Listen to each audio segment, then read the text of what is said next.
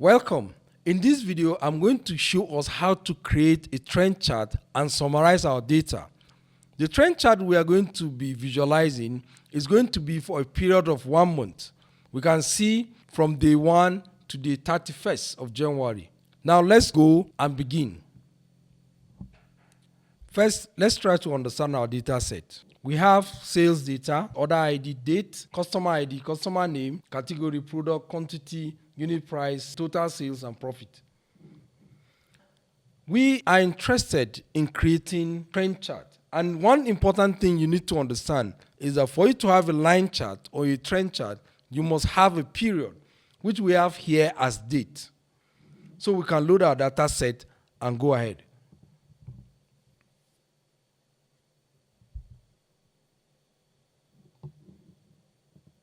Our data set is a sales data set.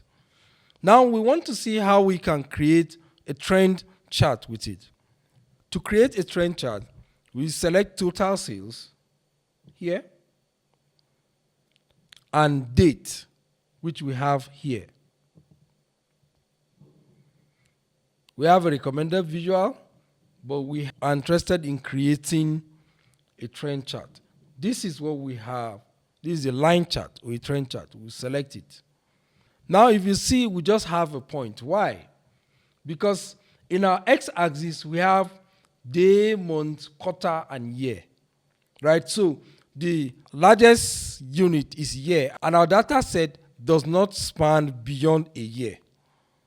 So because our data set does not span beyond a year, we have to visualize our data within the unit of dates that we have. So we have less than a year, so we can look at days, we can look at months, but we cannot look at year because everything is in 2024. So for us to look at our data set properly, remove year, and we're beginning to see the trend, but this trend is for Q1. Okay. Let me increase the font size of the x-axis so that we can see very well.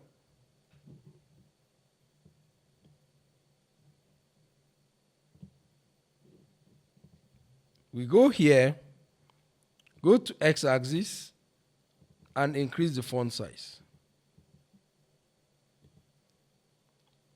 We can do the same thing for the y-axis, which is sum of total sales. Go to value, and also increase the font size.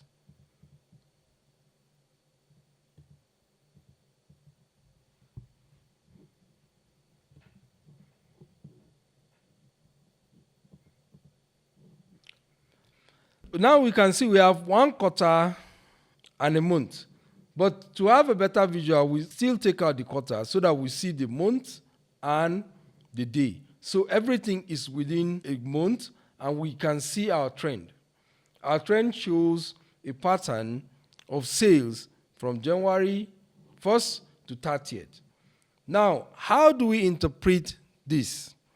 From looking at our trend, we can see that there is a spike on a particular day, very high sales on the 9th. If we go here, we will see a suggestion telling us that on January 9th, there was a sales of 56,492.32.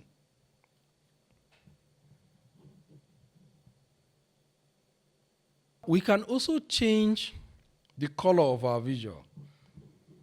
We select this, and under visual, we look for lines. Under lines, we can edit.